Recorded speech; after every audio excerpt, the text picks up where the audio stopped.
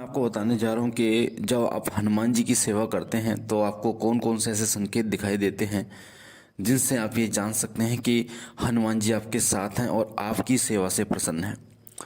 देखिए, जो भी हनुमान जी की सेवा करते हैं उन लोगों के लिए स्पेशली ये वीडियो है, तो ध्यान से इस वीडियो को सुनना और बीच में स्किप कर करके वीडियो को मत सुनना, वरना समझ में बिल्कुल भी नहीं आएगा। जो हनुमान जी के सेवक होते हैं, पहली बात तो यह है कि जो भी उन्हें अनुभव होते हैं या जो भी हनुमान जी उन्हें संकेत देते हैं वो सब निर्भर करता है उनके नियमों पर।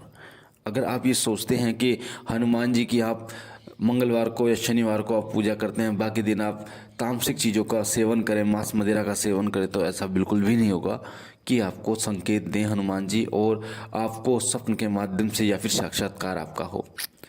तो हनुमान जी के जो सेवक होते हैं उनके लिए सबसे महत्वपूर्ण बात यह होती है कि वो उन नियमों का पालन करें। दूसरी बात ये कि हनुमान जी की जब आप सेवा करते हैं तो ऐसा नहीं है कि आपने 2 दिन सेवा करी, 10 दिन सेवा करी और आपको हनुमान जी के दर्शन हो गए। मैंने बाबा भोलेनाथ की साधना के बाद एक साधना की थी, गुरु गोरखनाथ जी महाराज और गोगा झारवीर की 11 दिन की साधना थी। उसके अनुभव आपको मैंने बताए थे। साथ ही मेरे जो सहायक देवताओं में बालाजी महाराज, प्रेतराज सरकार, भैरव बाबा, माता काली, ये भी आते हैं, यानी कि मैं इनसे भी कार्य लेता हूँ। बालाजी महाराज से जब मैं कार्य लेता हूँ, जब भीड़ पड़ती है तब उस समय मैं इनका आवाहन करता हूँ, क्योंकि बालाजी महाराज जो हैं वो एक तो शुद्ध और पवित्र देवता हैं, और दूसरी बात ये कि ऐसा संकट जो न आ रहा हो, जो वचनों में बंद कर भेजा गया हो, उसको निकालने के लिए, उसका बंधन करने के लिए बालाजी महाराज का मैं आवाहन करता हूँ। क्योंकि बालाजी महाराज अपने आप में बहुत बड़ी शक्ति के मालिक हैं। शनिवार और मंगलवार में बालाजी की मैं सेवा करता हूँ, बाकी दिन बाबा भोलेनाथ की मैं सेवा करता हूँ। आप जानते हैं बाबा भोलेनाथ का मैं सेवक हूँ। और जब भी मैं मंदिर जाता हूँ तो बालाजी के, क्योंकि मैं कई बार आपको बताता हूँ कि अगर आप कुछ भी ना कर पाओ तो एक कलावा लो, उसमें 11 गांठें राम नाम की बांधो या 21 गांठें राम नाम की बांधो या 51 गांठें या 108 गांठें आप श्री राम नाम की आप बांधो, और बालाजी महाराज की जो मंदिर में मूर्ति हो, जो सिंदूरी मूर्ति हो, उस पर आप उसको चढ़ा दो। तो बालाजी महाराज बहुत ज़्यादा प्रसन्न होते हैं, हनुमान जी महाराज बहुत ज़्यादा प्रसन्न होते हैं, आपके तमाम संकटों को काटते हैं। अधिकतर जिन पर कृपा होती है बालाजी महाराज की, खास तौर पर उन लोगों पर जो बालाजी महाराज से कार्य लेते हैं, यानी बालाजी महाराज से कार्य नहीं, उनसे विनती करके उनसे कार्य लेते हैं, क्योंकि वो किसी के अधीन नहीं है। तो जो बाबा से कार्य लेते हैं अपनी विनती कर कर, नाक रगड़ कर, वो लोग, उनको जो अनुभव होते हैं या फिर जो उनको सपन के माध्यम से दिखाई देते हैं या उनके जो कार्य होते हैं वो ऐसे नहीं होते।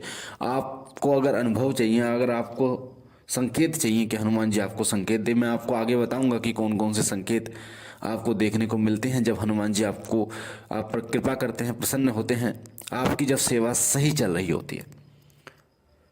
सेवा का तरीका आपको पता होना चाहिए कि आप हनुमान जी की सेवा कैसे आपको करनी। वैसे बालाजी जब आप जाते हैं मेहंदीपुर बालाजी, तो वहाँ पर बहुत सारे लोग आपको मिल जाएंगे जो आपको सेवा बता देंगे कि कैसे सेवा आपको करनी चाहिए। बालाजी की, प्रेतराज सरकार की, भैरव बाबा की, माता काली की कैसे सेवा आपको करनी चाहिए, क्या भोग आपको देना चाहिए, किन किन नियमों का पालन करना चाहिए। बालाजी में जो हनुमान जी के दूत होते हैं वो कार्य करते हैं, और जब आप हनुमान जी की सेवा करते रहते हैं तो सबसे पहले हनुमान जी स्वयं नहीं आते, उनके गण, उनके जो दूत है वो आते हैं, क्योंकि हनुमान जी स्वयं भगवान श्री राम नाम में लीन रहते हैं। ऐसा नहीं रहता कि हमेशा वो लीन रहते हैं, वो गद्दी भी लगाते हैं, दरबार भी लगाते हैं और न्याय भी करते हैं। हनुमान जी अधिकतर श्री राम नाम में लीन रहते हैं और उनके जो गण, उनके जो सेवक होते हैं वही कार्य करते हैं। तो जब हनुमान जी की आप सेवा शुरू करते हैं, जिस घर में भी हनुमान जी की सेवा होती है, तो पहली बात तो नियमों का पालन होना चाहिए, तामसिक चीज़ों का बिल्कुल परहेज होना चाहिए। अगर आप शुद्ध रूप से बालाजी महाराज की सेवा करते हैं तो लहसुन प्याज तक आपको छोड़नी होती है। कोई बड़ी बात नहीं होती, शुरुआत में थोड़ी सी दिक्कत होती है, उसके बाद नहीं होती। क्योंकि अगर आप बालाजी में रमना चाहते हो, अगर आप चाहते हो कि बालाजी में रम जाओ, बाबा को प्राप्त करना चाहते हो, तो आपको संसार को छोड़ना होगा। संसार को मतलब जैसे आप ये सोचो कि लहसुन प्याज छोड़ देंगे तो हम रिश्तेदारी में जाएंगे या कहीं जाएंगे तो वहाँ तो बिना प्याज लहसुन की सब्जी खाने को नहीं मिलेगा। तो ये आपको सोचना है, क्योंकि आप खुद को समर्पण कर रहे हो बालाजी महाराज को। तो जब आप उनकी सेवा उठाते हैं ना तो वो आप पर कृपा करते हैं। जब आप उनके लिए कुछ छोड़ते हैं ना तो फिर वो आपको कभी जिंदगी में नहीं छोड़ते। और वही दरबार जो बालाजी में दरबार स्थित है जहाँ पर लोगों के संकट कटते हैं, फिर वही दरबार वही दूत आपके जो घर का मंदिर होता है वहाँ पर भी विराजमान हो जाते हैं और साथ में संकटों को काटते हैं। तो जिस घर में बालाजी की सेवा होती है पूर्ण नियमों के साथ, जैसे मैंने आपको बताया, नहा धो के पूजा करना, तामसिक चीज़ों का परहेज करना, लहसुन प्याज का परहेज करना, साथ ही सुबह शाम बालाजी महाराज की आरती करना, 11वें भोग देना, उनके मंत्र का जाप करना, वहाँ पर बालाजी महाराज के दूत साक्षात विद्यमान होते हैं और बालाजी महाराज का अंश भी वहाँ पर विद्यमान होता है और बालाजी महाराज कृपा करते हैं। तो इसलिए बालाजी महाराज के नियमों का पालन करना बहुत जरूरी है। जब भी आप बालाजी महाराज की सेवा करते हैं या फिर अन्य किसी देवी या देवता की सेवा करते हैं तो वो आपको जो जोड़ते हैं वो सबसे बड़ा माध्यम होता है, वो होता है सपने। सपने के माध्यम से ही सबसे पहले आपको संकेत मिलता है। ध्यान रखना, बड़े से बड़े सिद्ध हो या साधक हो या भगत हो, सबसे पहला संकेत उन्हें स्वप्न के माध्यम से मिलता है। डायरेक्ट कभी आपने ना तो सुना होगा ना ऐसा होता है कि आपको साक्षात्कार एक बार हो गया। आपको स्वप्न के माध्यम से ही संकेत देवता देते हैं पहली बार। उसके बाद धीरे धीरे जैसे जैसे आप उनकी सेवा में आगे बढ़ते चले जाते हैं वैसे वैसे संकेत आपके बढ़ते चले जाते हैं। वही संकेत आपके जीवन में भी फिर आपको दिखाई देते हैं। तो पहला संकेत होता है वो होता है स्वप्न के माध्यम से बहुत सारे बंदरों का दिखाई देना। आपको स्वप्न में ऐसा दिखाई देगा कि कोई बंदर आपके पास बैठा हुआ है, कोई आपके साथ खाना खा रहा है, कोई आपके सिर पर हाथ फेर रहा है, आप बंदर के चरणों में हैं, या बंदर जो है वो आपको गुड़ चने खाते हुए दिखाई दे रहे हैं या आप गुड़ चने उनको दे रहे हैं खाने के लिए। यानी कि स्वप्न में अलग अलग तरीके से बंदरों का दिखाई देना ये संकेत है हनुमान जी की कृपा का। दूसरा संकेत होता है स्वप्न में आपको राम नाम सुनाई देना। जब आप बालाजी महाराज की सेवा शुरू कर देते हैं तो बालाजी महाराज जब राम नाम में लीन रहते हैं तो वो राम नाम आपको भी सुनाई देता है, क्योंकि आपके अंदर उनका जब एक अंश ऊर्जा पुंज आता है तो स्वप्न के माध्यम से आपको ही राम नाम सुनाई देता है। दूसरी बात ये, जैसे जैसे आप बालाजी महाराज की सेवा करते हैं वैसे वैसे आपका जो ध्यान है आपको जो प्रिय लगने लगते हैं वो श्री राम प्रिय लगने लगते हैं और साथ ही भगवान भोलेनाथ प्रिय लगने। जो हनुमान जी की सेवा करते हैं उन्हें उनका जो झुकाव है वो श्री राम और भगवान भोलेनाथ की तरफ होता है, क्योंकि भोलेनाथ के वो अंश अवतार हैं और श्री राम उनके प्रिय हैं, तो उनकी तरफ उनका आकर्षण जो है वो बहुत ज़्यादा बढ़ जाता है। स्वप्न के माध्यम से आपको शिवलिंग दिखाई देना या फिर आपको इस तरीके से दिखाई देना कि भगवान शिव जो हैं वो आप पर कृपा कर रहे हैं, भगवान शिव की जटा से गंगा बह रही है और आपके ऊपर गिर रही है, इस तरीके के संकेत भी आपको हनुमान जी की कृपा के ही संकेत होते हैं। स्वप्न में आपको घंटियों की आवाज़ सुनाई देना, ऐसा लगना कि जैसे बहुत सारी घंटियाँ एक साथ बज रही हैं, तो ये संकेत भी हनुमान जी की कृपा का ही संकेत होता है।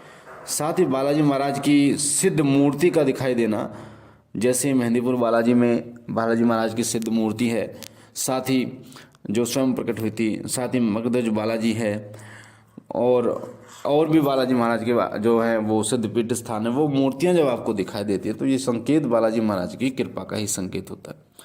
और एक सबसे बड़ा संकेत होता है बहुत बड़ी ज्योति का दिखाई देना। जैसे दीपक की ज्योति होती है तो आपको वो ज्योति बहुत बड़ी होती हुई दिखाई देती है, तो ये संकेत बालाजी महाराज का ही संकेत होता है। तो जब बालाजी महाराज की आप सेवा शुरू करते हैं तो आपका झुकाव भगवान श्री राम की तरफ और भगवान शिव की तरफ होना शुरू हो जाता है। और वैसे भी भगवान श्री राम के आराध्य हैं भगवान शिव, तो ये संकेत आपको दिखाई देते हैं बालाजी महाराज की सेवा में। आपको पता ही है बालाजी महाराज की जब सेवा आप करते हैं उससे पहले राम नाम आप लेते हैं, जितना राम नाम लेते हैं उतना ही बालाजी की कृपा आपको प्राप्त होती है। तो बालाजी की जब घर पे भी सेवा करें तो जय राम श्री राम जय जय राम इस महामंत्र का जाप जरूर करें, चाहे आप एक माला करें, तो हनुमान जी महाराज कृपा आप पर जरूर करेंगे।